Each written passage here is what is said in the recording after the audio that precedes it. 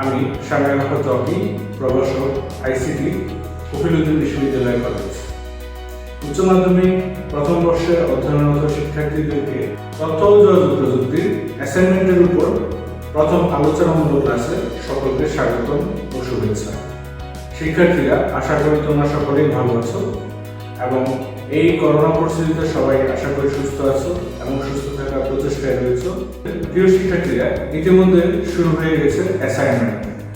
প্রথম বর্ষ এবং দ্বিতীয় বর্ষ উভয় বর্ষেরই অ্যাসাইনমেন্ট চলছে এবং আমরা জানি যে তোমরা নিয়মিত অ্যাসাইনমেন্টগুলো লিখে যাচ্ছ। এতে অন্তত তোমাদের পড়ালেখার সাথে কিছুটা সম্পৃক্ততা সৃষ্টি হয়েছে এবং তোমরা বুঝতে পারছো যে তোমরা কি কি পড়তে হবে এবং তোমাদের যদি পরীক্ষা হয়ে থাকে সেই পরীক্ষায় তোমরা কি কি পড়ালেখা করতে হবে, কি কি বিষয়ের উপর লিখতে হবে, এগুলোই মূলত অ্যাসাইনমেন্টগুলোতে আলোচনা হচ্ছে।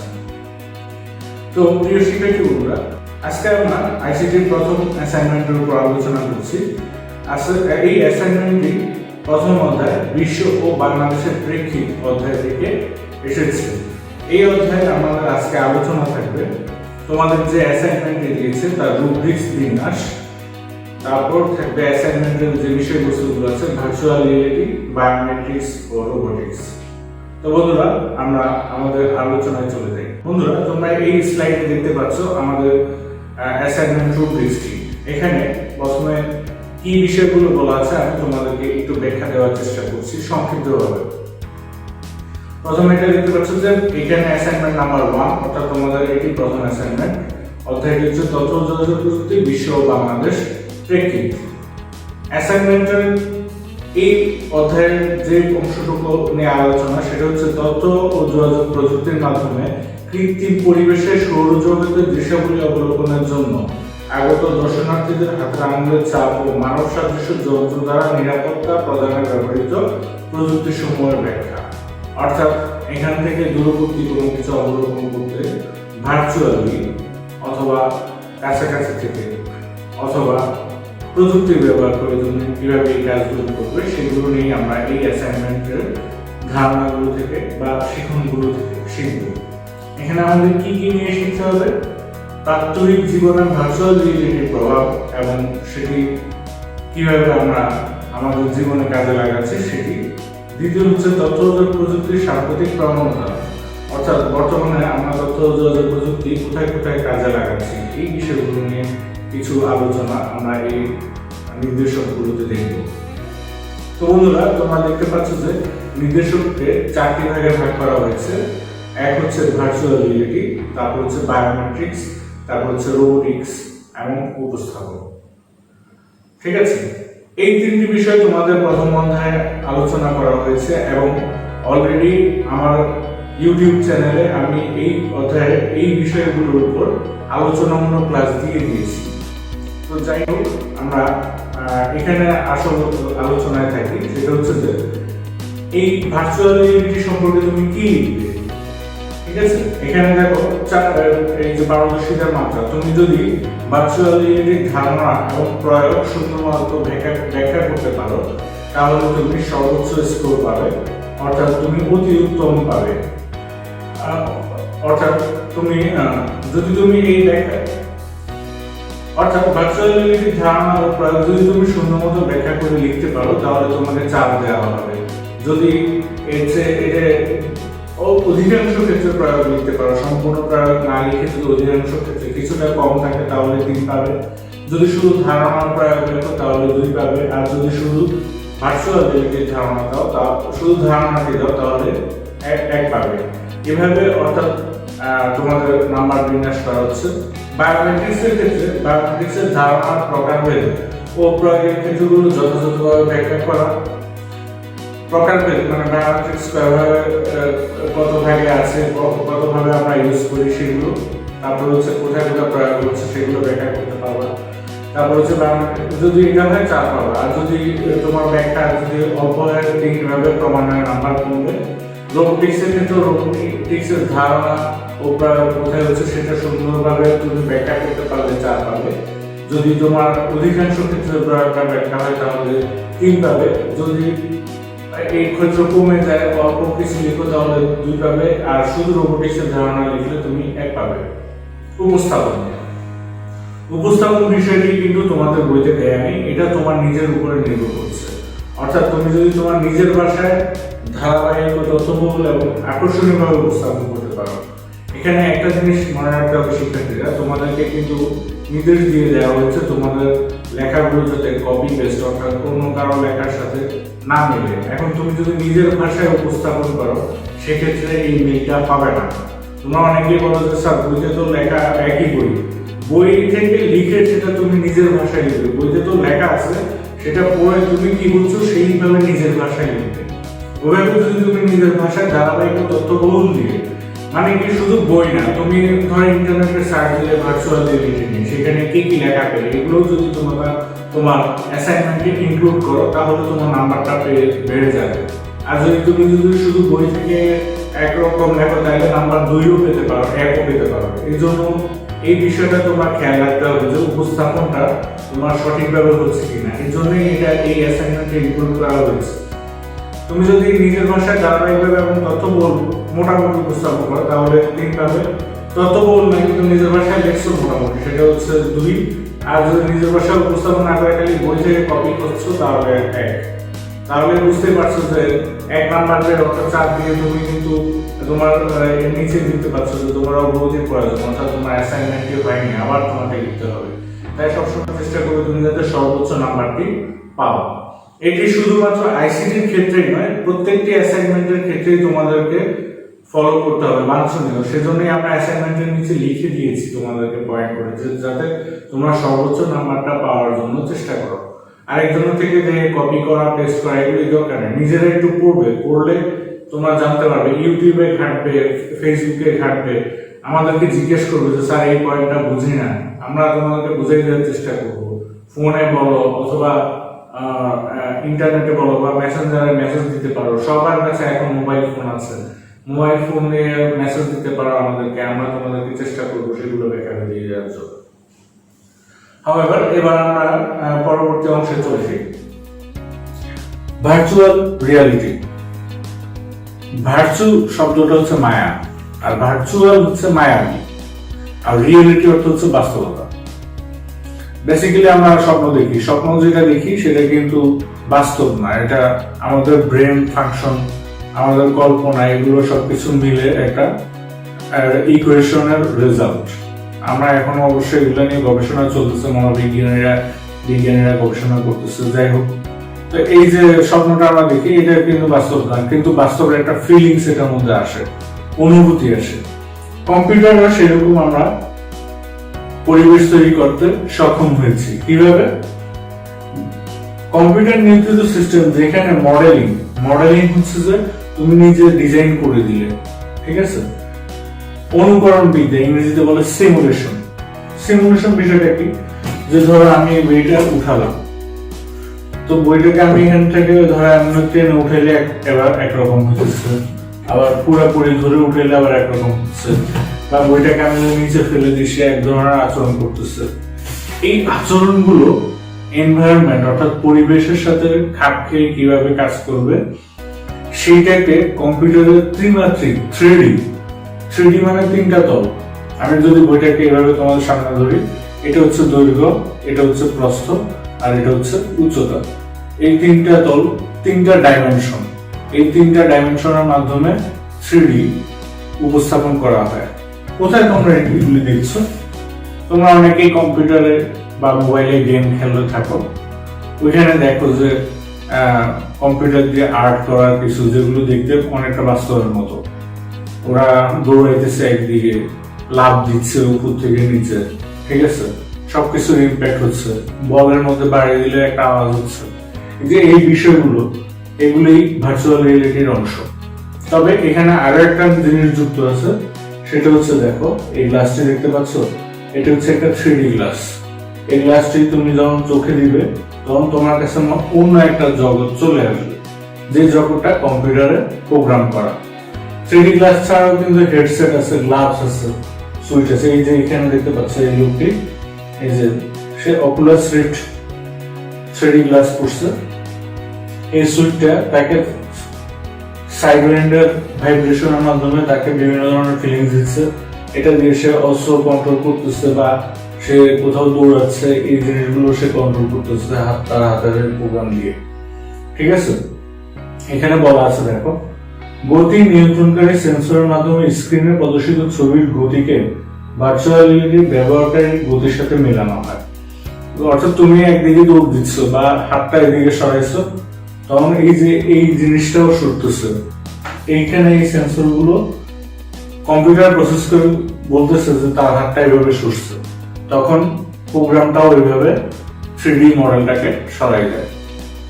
এটা একটা আরেকটার সাথে কি ম্যাচ করে জাইরোস্কোপের মাধ্যমে, মোশন সেন্সরের মাধ্যমে।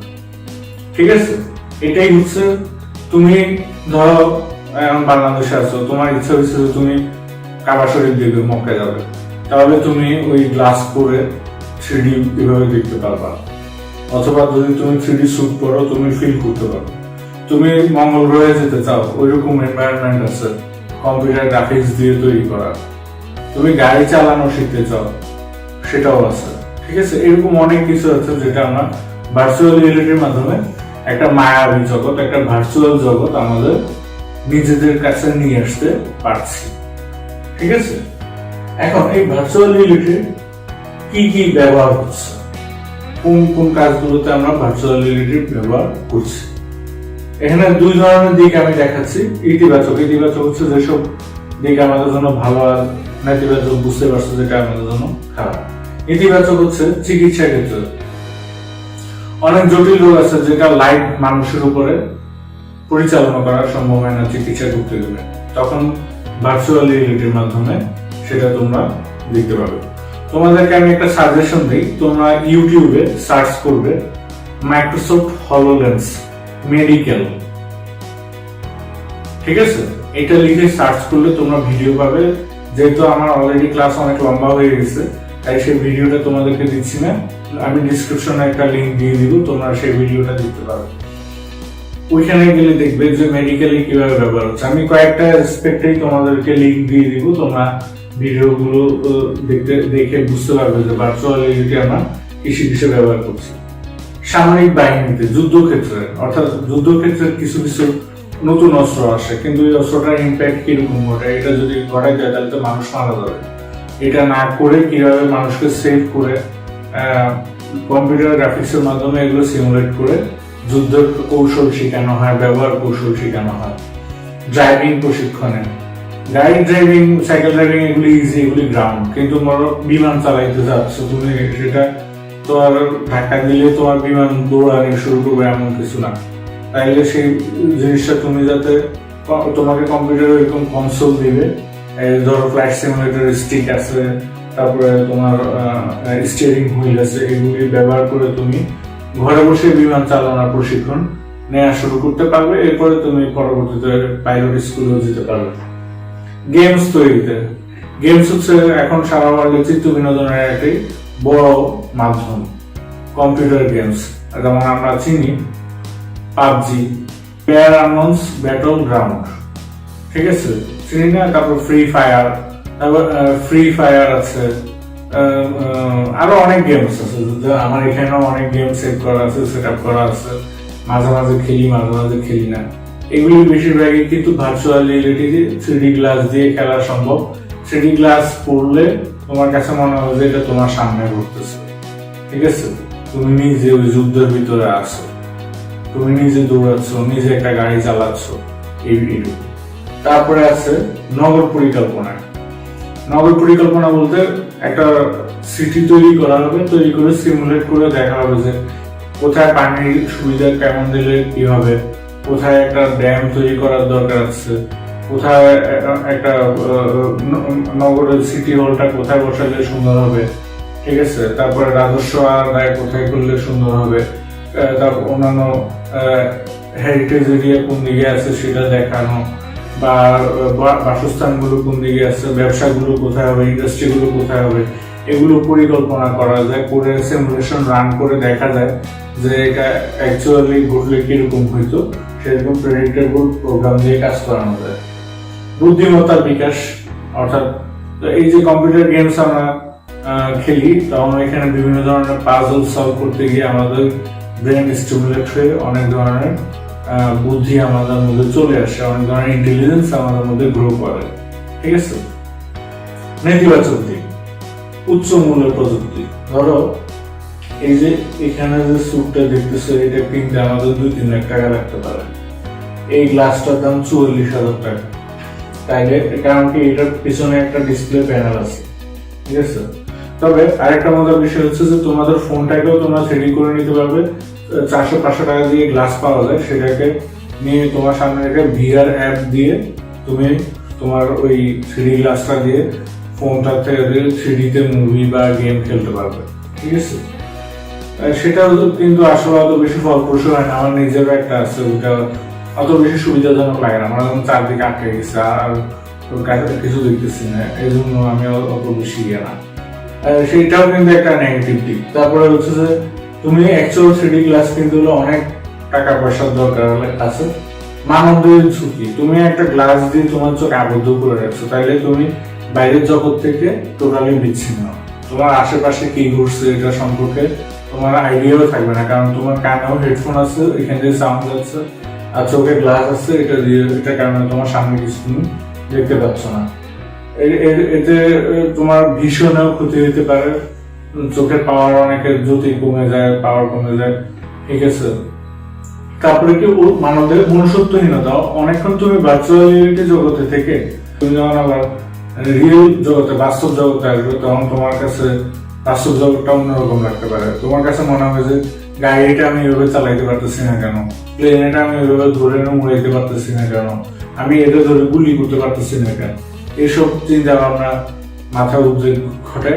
এবং অনেকে কিছু কিছু জায়গায় দেখা গেছে যে অনেকে খিঁচুনি হয়, তারপরে স্ট্রোক, লাইটিং স্ট্রোকের কারণে, অর্থাৎ লাইট জ্বালানি হওয়ার কারণে অনেকে মানসিক প্রশস্তিতে মানে মেজাজ খিটখিটে হয়ে যায়, যে কোনো কিছু ভেঙে ফেলার মতো চিন্তা ভাবনা ঘটে। তোমরা নিজেরা একটা জিনিস খেয়াল করে দেখবে, যারা তোমাদের আশেপাশে বা তোমরা নিজেরা যারা পাবজি খেলে থাকো, ওইটার সময় কেউ তোমাকে ডিস্টার্ব করলে মনে হয় তার মাথাটা ধরে ভাঙিয়ে হবে। ঠিক আছে, এই জন্য এসব বিষয়ে বদভ্যাস করা ঠিক না, এটাও এক ধরনের নেশার মতো হয়ে যায়। ঠিক আছে, এগুলো থেকে যতটুকু নিজেকে সেফটি ভাবে চলে, হ্যাঁ আমি খেলতে মানা করি না, কিন্তু অবশ্যই সীমিত হারে বা এমন ভাবে তুমি তোমার নিজের মাইন্ডটাকে ওইখানে টোটালি 100% দেওয়ার দরকার নেই। ঠিক আছে, ওইটা ভার্চুয়াল জগৎ ভার্চুয়ালের মতোই থাকে। বায়োমেট্রিক্স। বায়ো অর্থ হচ্ছে জীবন, মেট্রিক অর্থ হচ্ছে পরিমাপ। তো এই মানুষের জীব থেকে আমাদের জীবন কথাটি এসেছে। তো এই আমাদের জীব দেহে বিভিন্ন ধরনের অংশ আছে, অঙ্গ প্রত্যঙ্গ আছে। এই অঙ্গ প্রত্যঙ্গগুলো অনেকটাই ইউনিক হয়ে থাকে। বায়োমেট্রিক্স হলো এমন একটা প্রযুক্তি যেখানে কোনো ব্যক্তির দেহের গঠন ও আচরণগত বৈশিষ্ট্যের উপর ভিত্তি করে তাকে অদ্বিতীয়ভাবে বা ইউনিকলি চিহ্নিত করা যায়। কম্পিউটার বিজ্ঞানে এটি ব্যক্তি শনাক্তকরণ ও কোনো সিস্টেমে তার প্রবেশাধিকার নিয়ন্ত্রণের কৌশল হিসেবে ব্যবহার করা হয়। আমরা আমাদের কলেজে চালু করেছিলাম করোনার আগে, যে আমাদের স্যাররা প্রতিদিন এসে ফিঙ্গারপ্রিন্ট স্ক্যানারে নিজেদের ফিঙ্গারপ্রিন্ট দিয়ে এবং ফেস আইডি দিয়ে লগ ইন করতে পারতেন এবং তাদের সাইন হয়ে যেত। এভাবে আমরা আস্তে আস্তে চিন্তা করছিলাম যে ছাত্রছাত্রীদের মাঝে এই সিস্টেমটা চালু করে দিতে, কিন্তু করোনার কারণে সেটি এখনো সম্ভব হয়নি। তো তোমাদের অনেকের ফোনে কিন্তু ফেস আইডি লগ ইন করার সিস্টেম আছে, অর্থাৎ তোমার চেহারা দেখে ফোন তোমাকে রিকগনাইজ করতে পারবে। তারপরে কম্পিউটারে ফিঙ্গারপ্রিন্ট স্ক্যানার আছে, অনেকের ল্যাপটপে, মোবাইলেও ফিঙ্গারপ্রিন্ট স্ক্যানার আছে, সেখানে তুমি তোমার ফিঙ্গার দিলে সে তোমাকে চিনতে পারবে। এই যে সিস্টেমটা, এটাই হচ্ছে বায়োমেট্রিক্স। আমরা কিভাবে কি ধরনের বায়োমেট্রিক্স ইউজ করি একটু দেখি। দেহের গঠনের উপর ভিত্তি করে বিভিন্ন রকমের বায়োমেট্রিক্স আছে, যেমন fingerprint, hand geometry, iris retina scan, face recognition, DNA. আর আচরণগতের উপর ভিত্তি করে voice recognition, signature verification, typing, keystroke. তো বন্ধুরা, আমি ইম্পর্টেন্ট কয়েকটা বিষয় তোমাদের সাথে আলোচনা করে নিচ্ছি বায়োমেট্রিক্সের। এগুলো তোমাদের সবসময় পরীক্ষার জন্য কাজে লাগবে, জানার জন্য কাজে লাগবে। বায়োমেট্রিক্সের সবচেয়ে বেশি গুরুত্বপূর্ণ বিষয়গুলো ব্যবহার আমরা এখানে দেখি। প্রথমেই হচ্ছে ফিঙ্গারপ্রিন্ট স্ক্যান। ফিঙ্গারপ্রিন্ট অর্থাৎ তোমার আঙ্গুলের ছাপ, প্রিন্ট অর্থ প্রেস, ছাপ, ঠিক আছে, আঙ্গুলের ছাপ। প্রথমে 221 থেকে 206 খ্রিস্টপূর্বে চীনের কুইন ডাইনেস্টিতে এই মাটির ঢেলা আঙ্গুলের ছাপ নেওয়ার রেকর্ড পাওয়া যায়। ওখানে মাটির ঢেলার মধ্যে আঙ্গুলের ছাপ ছিল, সেটা দিয়ে ব্যক্তিদেরকে শনাক্ত করতো, অথবা চোর ডাকাত ধরা পড়লে তাদেরকে ওইভাবে ফিঙ্গারপ্রিন্ট দিয়ে রাখতো যাতে পরবর্তীতে তাদেরকে আবার শনাক্ত করা যায়। 14শ শতাব্দীতে প্রকাশিত পারস্য বই জামিউন তরিকাতে কাজী রাশিদউদ্দিন ফয়জুল্লাহ হামেদি তিনি এই ফিঙ্গারপ্রিন্ট স্ক্যানার বিষয়টা উল্লেখ করেন প্রথম, এবং 1891 সালে আর্জেন্টাইন পুলিশ অফিসার জন ভস্টিস তার ফ্রেন্ড কার্ল গ্যালটনের সাথে একীভূত হয়ে ফিঙ্গারপ্রিন্ট রেকর্ড নেওয়া শুরু করেন। তারা এটি দিয়ে সর্বপ্রথম একটি ঘটনা শনাক্ত করতে পারেন। কিভাবে? এখানে বলা আছে যে 1892 সালে তিনি ফ্রান্সিস্কা রোহা নামের এক মহিলাকে খুনি হিসেবে সাব্যস্ত করেন। ফ্রান্সিসকো রোহা একটি মজাদার কিন্তু দুঃখজনক ঘটনা ঘটে। মজাদার আবার দুঃখজনক কি সেটা বলছে। আগে দুঃখজনক বিষয়টা হচ্ছে যে সে প্রতিবেশীকে ফাঁসানোর জন্য নিজের সন্তানদেরকে হত্যা করে এবং নিজের গলায় ছুরি চালিয়ে মৃত্যুবরণ করে। সে এটি বোঝানোর জন্য যে প্রতিবেশী তাকে এসে খুন করেছে। কতটুকু মানসিক বিকারগ্রস্ত মহিলা হলে এমন করতে পারে এটা এক উপরওয়ালাই জানা। তো সবাই তো মনে করেছে যে তাকে প্রতিবেশী মেরেছে, প্রতিবেশীকে ধরেও নিয়েছে, কিন্তু একটা জিনিস কেউ বুঝতে পারলো না যে ভিতর থেকে দরজা আটকাইছে। তখন তারা ঘরে যখন সবাই ঘর, তো জন ভস্টিস তার ফ্রেন্ড তারা দেখলো যে দরজার যে আটকানোর জন্য যে লাঠিটা আছে ওই লাঠির মধ্যে একটা আঙ্গুলের ছাপ আছে। তারা এই দুইটা ছাপ, ওই মহিলার ছাপ এবং এই ছাপ মিলিয়ে দেখলো যে দুটোটা ছাপ একই। এ থেকে তারা প্রমাণ করে যে আসলে ফ্রান্সিস্কা রোহা নিজেই তার সন্তানদেরকে হত্যা করেছে। মজাদার বিষয় হচ্ছে যে এই ফিঙ্গারপ্রিন্টের মাধ্যমে ওই খুনিকে শনাক্ত করা গেছে। আর দুঃখের বিষয় হলো যে একজন মা শুধুমাত্র জিদের বশবর্তীতে তার সন্তানদেরকে খুন করেছে, নিজেকেও আত্মহত্যার দিকে নিয়ে গিয়েছে। আচ্ছা, যাই হোক, হাতের টিপসই আগে কাগজের ছকে, তোমরা এখানে দেখতে পাচ্ছ যে আগে কাগজের ছকে হাতের টিপসই নেওয়া হতো।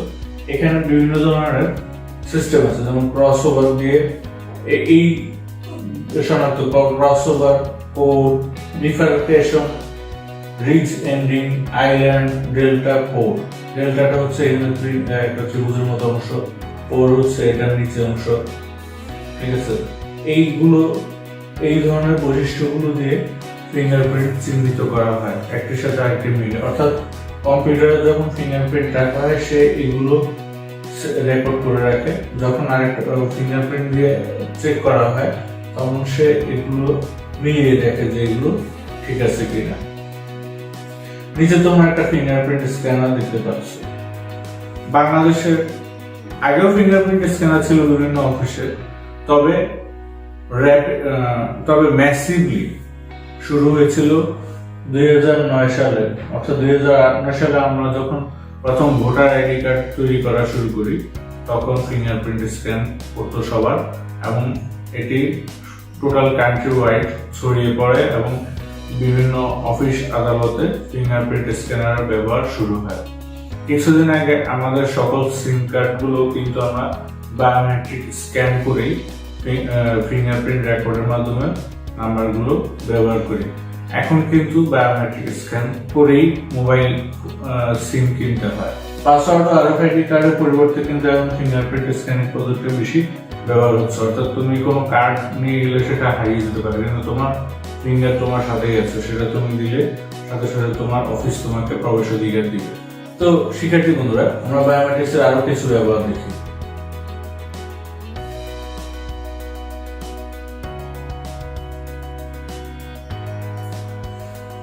হ্যান্ড জিওমেট্রি, হাতের ছাপ, ঠিক আছে। আমাদের হাতের যে রেখাগুলো আছে এগুলো কিন্তু ইউনিক, অর্থাৎ আমার হাতের রেখা আর একজনের হাতের রেখার সাথে মিলবে না। এটা রেকর্ড করেও কিন্তু এটাকে পাম প্রিন্ট বলে, সেই পাম প্রিন্টের মাধ্যমে কিন্তু বায়োমেট্রিক রেকর্ড করা যায়। আইরিশ ও রেটিনা স্ক্যান, আমাদের চোখের আইরিশ এবং রেটিনাও কিন্তু ইউনিক হয়ে থাকে, একজনের সাথে আরেকজনেরটা মিলে না। তো আইরিশ ও রেটিনা স্ক্যান করে রেকর্ড করে রাখা হয়। তোমরা যারা নতুন ভোটার এর জন্য আবেদন করেছো, যারা ভোটার আইডি কার্ড নিয়েছো বা নিয়েছে, তোমাদের বাবা মা ভাই বোনদেরকে জিজ্ঞেস করে দেখবা যে তাদের ফিঙ্গারপ্রিন্ট স্ক্যানের সাথে সাথে চোখের স্ক্যানও করেছে। এই চোখে কিন্তু আইরিশ ও রেটিনা রেকর্ড করে নেওয়া হয়েছে জুম করে, অর্থাৎ পরবর্তীতে কোনো কাজে তাকে এটা দিয়ে শনাক্ত করা যেতে পারে। আইরিশ টেকনোলজি সম্পর্কে সর্বপ্রথম ধারণা দেন চক্ষু চিকিৎসক ফ্রাঙ্ক বার্গ 1936 সালে। বার্গ এটি বলেন যে প্রত্যেক মানুষের আইরিশের রং একক এবং অদ্বিতীয়। আইরিশ স্ক্যান করে পিউপিলের চারপাশে যে টিস্যুগুলো আছে সেগুলোর বৈশিষ্ট্য নির্ধারণ করা হয়। এই যে এই চারপাশে যে টিস্যুগুলো আছে এগুলোর বৈশিষ্ট্য নির্ধারণ করে যে কোনটা কাছ থেকে কতটুকু দূরত্ব, একদম ছোট অংশ করে দূরত্ব রেকর্ড করা হয়। এরপর আমরা দেখি ডিএনএ। আমাদের ডিএনএ কিন্তু শুধু পিতা মাতা ছাড়া কারোর সাথে কাছাকাছি মিলবে না। পিতা মাতার সাথে হয়তো 95-92% মিলতে পারে, কিন্তু আর 100% কারোর সাথে মিলার কোনো চান্স এই জগতে নেই, ইভেন কি জমজ ভাই বোনের সাথেও নয়। তাই ডিএনএও কিন্তু একটি বায়োমেট্রিক সিস্টেমের অংশ হয়ে যেতে পারে। ডিএনএ দিয়ে কিন্তু এখন অধুনা উন্নত বিশ্বগুলোতে, উন্নত দেশগুলোতে অপরাধী শনাক্তকরণ, সন্তান শনাক্তকরণ, বিভিন্ন ধরনের লসুট এগুলোতে ব্যবহার করা হচ্ছে।